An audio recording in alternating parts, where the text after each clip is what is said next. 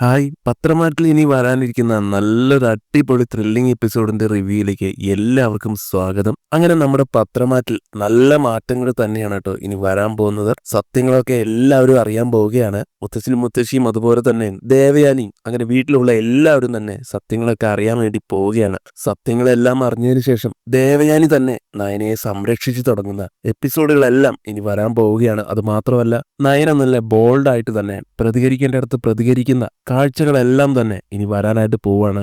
അപ്പൊ നമുക്ക് നേരെ വിശേഷങ്ങളിലേക്ക് കടക്കാം. അങ്ങനെ മുത്തശ്ശനും മുത്തശ്ശിയും നയനയുടെ വീട്ടിൽ നിന്ന് തിരിച്ചു പോകുന്ന വഴി മുത്തശ്ശനൊരു സംശയം തോന്നുകയാണ്. അതായത് നയന കല്യാണിയുടെ വീട്ടിലേക്ക് പോയതാണെന്നല്ലേ നന്ദു പറഞ്ഞത്. എന്നാ പിന്നെ നമുക്ക് കല്യാണി ഒന്ന് വിളിച്ചു ചോദിച്ചാലോ? അങ്ങനെയും ചിന്തിച്ചുകൊണ്ട് കല്യാണിയെ വിളിക്കുന്നുണ്ട്.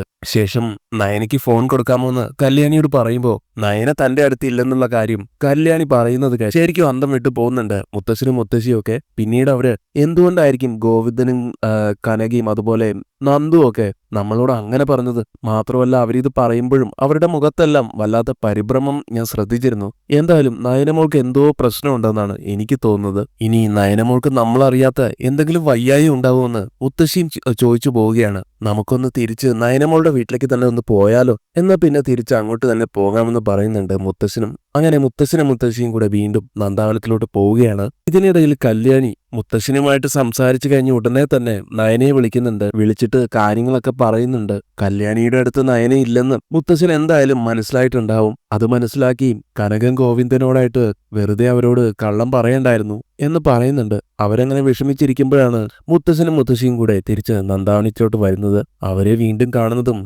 കനകയും ഗോവിന്ദനൊക്കെ ശരിക്കും ഞെട്ടുന്നുണ്ട്. കനക ആ സമയം മനസ്സിൽ വിചാരിക്കുന്നുണ്ട്, ഈശ്വര, ഇവരിങ്ങോട്ട് തന്നെ തിരിച്ചു വരുന്നുണ്ടല്ലോ. ഇനി ഇവർക്ക് എല്ലാ സത്യങ്ങളും മനസ്സിലായി കാണുമോ? ഇനിയിപ്പോ ഇവരോട് എന്താ പറയുക? ഇനിയും ആദർശമോന്റെ മുത്തശ്ശന്റെ അടുത്ത് കള്ളം പറഞ്ഞ് പിടിച്ചു നിൽക്കാൻ എന്നെ കൊണ്ട് സാധിക്കില്ല എന്നൊക്കെ തനിയെ പറഞ്ഞു പോകുന്നുണ്ട്. ഏതായാലും മുത്തശ്ശൻ വന്നിട്ട് ചോദിക്കുന്നുണ്ട്, നയനമോള് കല്യാണിയുടെ വീട്ടിലേക്ക് പോയിരിക്കുകയാണെന്നല്ലേ നിങ്ങൾ പറഞ്ഞത്? ഞങ്ങൾ പോകുന്ന വഴി കല്യാണി മോളെ വിളിച്ചിരുന്നു. കല്യാണി മോളാണെങ്കിലോ നയനയെ കണ്ടിട്ട് ഒരുപാട് നാളായെന്നാണ് ഞങ്ങളോട് പറഞ്ഞത്.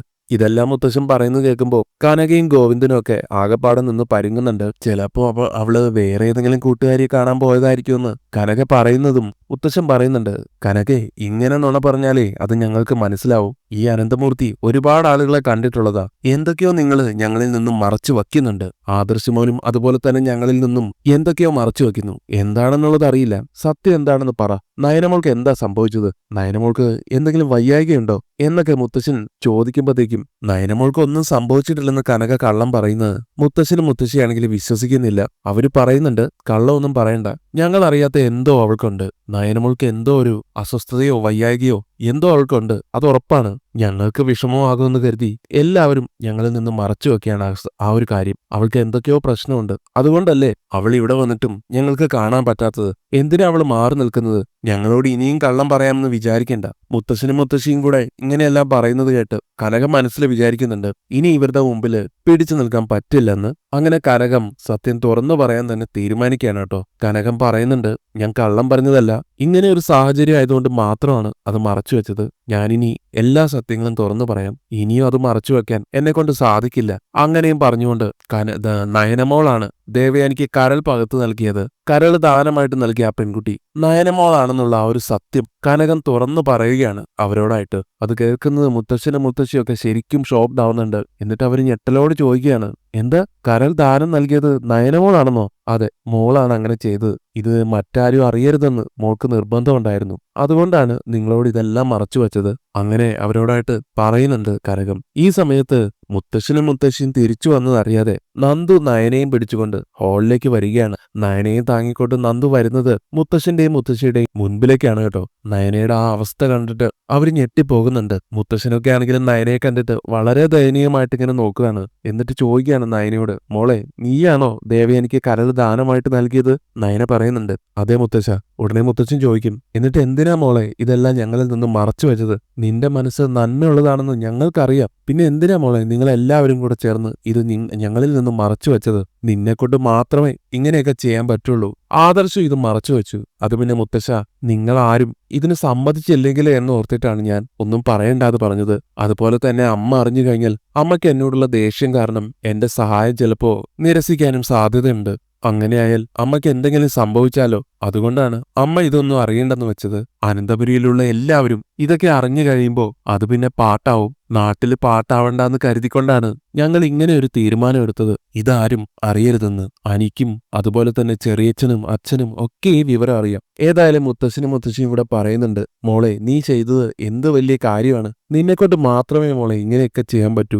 നമ്മുടെ വീട്ടിലെ ഐശ്വര്യം നീ തന്നെയാണ്. നമ്മുടെ കുടുംബത്തിന് വേണ്ടി എന്തെല്ലാം ത്യാഗങ്ങളാണ് മോള് ചെയ്യുന്നത്. അതോടൊപ്പം ഗോവിന്ദനോടൊക്കെ പറയുന്നുണ്ട്, ഇങ്ങനെ ഒരു മോളെ കിട്ടിയതാണടോ തന്റെ ഭാഗ്യം. ആ ഭാഗ്യം ഇപ്പോൾ ഞങ്ങൾക്കും കൂടെ കിട്ടി. അത്രയും നല്ല കുട്ടിയാണ് നയനമോള്. മോൾക്ക് എന്തെങ്കിലും അസ്വസ്ഥത തോന്നുന്നുണ്ടെങ്കിൽ ഡോക്ടറെ വിളിക്കണം. എന്ത് സഹായം വേണമെങ്കിലും ഏത് പാതിരാത്രിയിലാണെങ്കിലും വിളിച്ചറിയിക്കണം. എന്ത് വേണമെങ്കിലും ചോദിക്കാൻ മടിക്കരുത്. ഇടയ്ക്ക് മോളെ കാണാൻ ഞങ്ങൾ വരാം എന്നും പറഞ്ഞിട്ട് യാത്ര പറഞ്ഞിട്ട് മുത്തശ്ശനും മുത്തശ്ശിയും അവിടെ നിന്ന് ഇറങ്ങിയാണ് കേട്ടോ. അതിനുശേഷം കാണിക്കുന്നത് മുത്തശ്ശൻ വീട്ടിലെത്തിയതിനു ശേഷം ആദർശിനോടായിട്ട് പറയുകയാണ്, മോനെ ആദർശേ, നീ ഞങ്ങളിൽ നിന്ന് ഇത് മറച്ചു വെച്ചല്ലേ?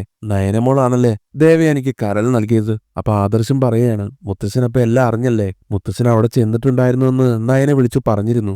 എന്തുകൊണ്ടാ ഇത് നീ ഞങ്ങളിൽ നിന്നും മറച്ചു വെച്ചതെന്ന് മുത്തശ്ശി ചോദിക്കുമ്പോ അത് പിന്നെ ആ ഒരു സാഹചര്യത്തില് അങ്ങനെ ചെയ്യേണ്ടി വന്നു എന്ന് പറയുന്നുണ്ട് ആദർശ്. പിന്നെ മുത്തശ്ശൻ പറഞ്ഞു കൊടുക്കുന്നുണ്ട്, അതൊക്കെ മനസ്സിലായി മോനെ. പക്ഷെ നീ ഒരു കാര്യം ചെയ്യണം. നീ എപ്പോഴും നയനമോൾക്ക് സപ്പോർട്ടായിട്ട് നയനയുടെ കൂടെ തന്നെ ഉണ്ടാവണം. എല്ലാ കാര്യത്തിലും നീ അവളുടെ കൂടെ തന്നെ വേണം. നീ അതുകൊണ്ട് നയനമോളുടെ അടുത്തേക്ക് ചെല്ല്. അവളുടെ കൂടെ ചെന്നിരിക്കെ അവൾക്കത് വലിയ ആശ്വാസമാകും. നയനമോൾക്കും അവളുടെ വീട്ടുകാർക്കും എന്താവശ്യം ഉണ്ടെങ്കിലും നീ അത് ചെയ്തു കൊടുക്കണം. ഒരു കുറവും വരുത്തരുത്. മാത്രമല്ല മോളുടെ ആരോഗ്യ കാര്യങ്ങളിലെല്ലാം നീ ഇനി പ്രത്യേകം ശ്രദ്ധിക്കണം. ഇനി ഒരിക്കലും നീ നയനയെ കുറ്റപ്പെടുത്തുകയോ അതുപോലെ മാറ്റി നിർത്തുകയോ തള്ളിപ്പറയുകയോ ഒന്നും ചെയ്യരുത്.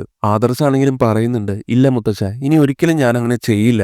ഇപ്പോ അങ്ങനത്തെ ഒരു മനസ്സല്ല എനിക്ക്. ഇപ്പോൾ ആരേക്കാളും ഞാൻ നയനെ സ്നേഹിക്കുന്നുണ്ട്. അതുകൊണ്ട് തന്നെ അമ്മ ഇനി എന്തൊക്കെ പറഞ്ഞാലും ഞാൻ നയനെ വിട്ട് കളയില്ല, നയനെ തള്ളി പറയില്ല എന്ന് ഉറപ്പ് കൊടുക്കുകയാണ് ആദർശ്. അങ്ങനെ മുത്തച്ഛന്റെ വാക്കുകൾ കേട്ട് ആദർശ് നയനയുടെ അടുത്തേക്ക് ചെല്ലുകയാണ്. ശേഷം ആദർശ് നയനയും കൂടെ ഇരുന്ന് സംസാരിക്കുകയൊക്കെ ചെയ്യുന്നുണ്ട്. പിന്നീട് കാണിക്കുന്നത് മുത്തച്ഛനും മുത്തശ്ശിയും കൂടെ ഒരു തീരുമാനം എടുക്കുകയാണ്. എന്താന്ന് വെച്ചാ ഇവിടെ എല്ലാവരും നയനെയാണ് കുറ്റപ്പെടുത്തുന്നത്. അതുകൊണ്ട് തന്നെ ജലജയോടും ജാനകിയോടും അനാമികയോടും ഒക്കെ ഉള്ള സത്യങ്ങളെല്ലാം പറയണം, തുറന്നു പറയണം. കാരണം അവരിപ്പോഴും പറയുന്നത് നയനെയാണ് പാലിൽ വിഷം കലർത്തിയതെന്നാണ്. ഇനി അങ്ങനെ ഒരു സംസാരം വരാൻ പാടില്ല. അതുകൊണ്ട് എല്ലാ കാര്യങ്ങളും ഇപ്പൊ തന്നെ എല്ലാവരെയും അറിയിക്കണമെന്ന് തീരുമാനിക്കുകയാണ് കേട്ടോ നമ്മുടെ മുത്തശ്ശൻ. അങ്ങനെ മുത്തശ്ശനും മുത്തശ്ശിയും കാര്യങ്ങളെല്ലാം അറിയിക്കാൻ വരുമ്പോഴത്തേക്കും ജാനകിയും ജലജയും ഒക്കെ ആണെങ്കിലും ഇത് കണ്ടിട്ട് അങ്ങോട്ട് ചെല്ലുകയാണ്. അച്ഛനും അമ്മയും കൂടെ എവിടെ പോയതായിരുന്നു എന്ന് അവർ തിരക്കുമ്പോഴത്തേക്കും മുത്തശ്ശൻ അവരോടായിട്ട് പറയുന്നുണ്ട്, ഞങ്ങൾ നയനമോളെ കാണാൻ വേണ്ടി അവളുടെ വീട്ടിൽ പോയതാണെന്ന്. ഇത് കേൾക്കുന്ന ജാനകി, ഓഹോ, നിങ്ങൾ രണ്ടുപേരും അവളെ കാണാൻ അങ്ങോട്ട് പോയതാണല്ലേ? കെട്ടിലമ്മയ്ക്ക് ഇങ്ങോട്ട് വരാൻ മേലായിരിക്കും. അല്ല, അവളവിടെ സുഖിക്കാൻ വേണ്ടി പോയി നിൽക്കല്ലേ? ജലജയും അത് ഏറ്റുപിടിച്ചുകൊണ്ട് പറയുന്നുണ്ട്, അച്ഛനും അമ്മയും ഒക്കെ അവളെ കാണാനായിട്ട് അങ്ങോട്ട് ചെല്ലുമെന്ന് അവൾക്കും അറിയാം. അതാണ് അവൾ അവിടെ പോയി നിൽക്കുന്നത് എന്നിങ്ങനെ. അപ്പോ മുത്തശ്ശൻ ഇവരോടായിട്ട് പറയുന്നുണ്ട്, ഇനി ഇവിടുത്തെ എല്ലാ ജോലികളും നിങ്ങൾ തന്നെ ചെയ്യേണ്ടി വരും. നയനമോളെ, നിന്റെ ഒന്നും അടുക്കളപ്പണി ചെയ്യാൻ വേണ്ടിയിട്ട് വന്നതല്ല. ഇനി മോൾ ഇങ്ങോട്ട് വന്നാലും മോൾ ഇവിടുത്തെ പണികളൊക്കെ ചെയ്യുമെന്ന് നിങ്ങൾ ആരും വിചാരിക്കണ്ട.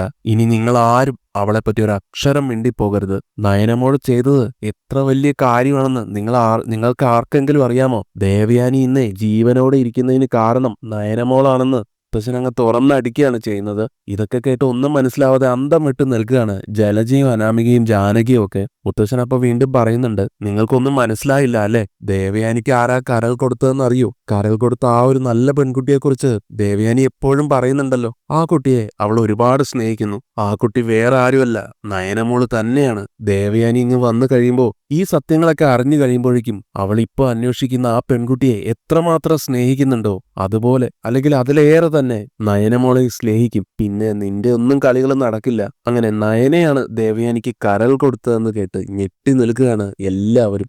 വിശ്വസിക്കാനാവാതെ നയനയോ എന്ന് ആശ്ചര്യത്തോടെ 3 പേരും ചോദിക്കുമ്പോൾ മുത്തശ്ശൻ പറഞ്ഞു കൊടുക്കുകയാണ്, അതെ, നിങ്ങൾ എല്ലാവരും പ്രതിക്കൂട്ടിൽ കാണുന്ന എന്റെ നയനമോള് തന്നെയാണ്. നിങ്ങൾക്കാർക്കും വിശ്വാസം വരുന്നില്ല അല്ലേ? എങ്കിലേ ഇതാണ് യാഥാർത്ഥ്യം. ഉടനെ അനാമിക പറയുന്നുണ്ട്, കേട്ടോ മുത്തശ്ശ, ഞാനും കരൾ കൊടുക്കാൻ തയ്യാറായിരുന്നു. നീ കൊടുക്കാൻ തയ്യാറായിട്ടല്ലേ ഉള്ളൂ. പക്ഷെ നയനമോളാണ് അത് ചെയ്തത്. അവൾ ഈ കുടുംബത്തിന് വേണ്ടി ചെയ്ത ഓരോ നല്ല കാര്യങ്ങളും നിങ്ങളൊക്കെ ഒന്ന് ആലോചിച്ച് നോക്ക്. അതുപോലെ തന്നെ ഇപ്പോ ദേവയാനിക്ക് അവളുടെ ജീവൻ പകുത്തു നൽകിയിട്ടുണ്ടെങ്കിൽ ദേവയാനി അതിന്റെ 4 ഇരട്ടി സ്നേഹം അവൾക്ക് തിരിച്ചു കൊടുക്കുമെന്നുള്ള കാര്യത്തിൽ ഒരു സംശയവും വേണ്ട. അതുകൊണ്ട് ഇനിയും നയനമോളെ ഭരിക്കുകയോ കുറ്റപ്പെടുത്തുകയോ ചെയ്യാൻ പറ്റുമെന്ന് നിങ്ങൾ ആരും കരുതണ്ട. ദേവയാനി ഒന്നിങ്ങ് എത്തിക്കോട്ടെ, സത്യങ്ങളെല്ലാം അറിയട്ടെ. പിന്നെ അവര് രണ്ടുപേരും ഒറ്റക്കെട്ടായിരിക്കും. അതിലെനിക്ക് യാതൊരു സംശയവുമില്ല. അതോടുകൂടി ദേവയാനി കുടിച്ച പാലിൽ വിഷം ചേർത്ത ആരാണെന്ന് ദേവയാനി തന്നെ കണ്ടുപിടിക്കും. അതാരാണെങ്കിലും അവരെ വെറുതെ വിടാനൊന്നും പോകുന്നുമില്ല. മുത്തശ്ശന്റെ ഈ വാക്കുകളൊക്കെ കേൾക്കുമ്പോഴത്തേക്കും അനാമികയൊക്കെ ശരിക്കും പേടിച്ച് വിറയ്ക്കുന്നുണ്ട്. അങ്ങനെ ഇതുപോലുള്ള നല്ല അടിപൊളി ത്രില്ലിംഗ് എപ്പിസോഡുകളൊക്കെയാണ് ഇനി പത്രമാറ്റ് സീരിയലിൽ വരാനിരിക്കുന്നത്. അപ്പൊ ഈ റിവ്യൂ ഇഷ്ടപ്പെട്ടിട്ടുണ്ടെങ്കിൽ വീഡിയോ ഒന്ന് ലൈക്ക് ചെയ്യാനും ചാനൽ കൂടി ഒന്ന് സബ്സ്ക്രൈബ് ചെയ്ത് സപ്പോർട്ട് ചെയ്യാനും മറക്കല്ലേ. താങ്ക്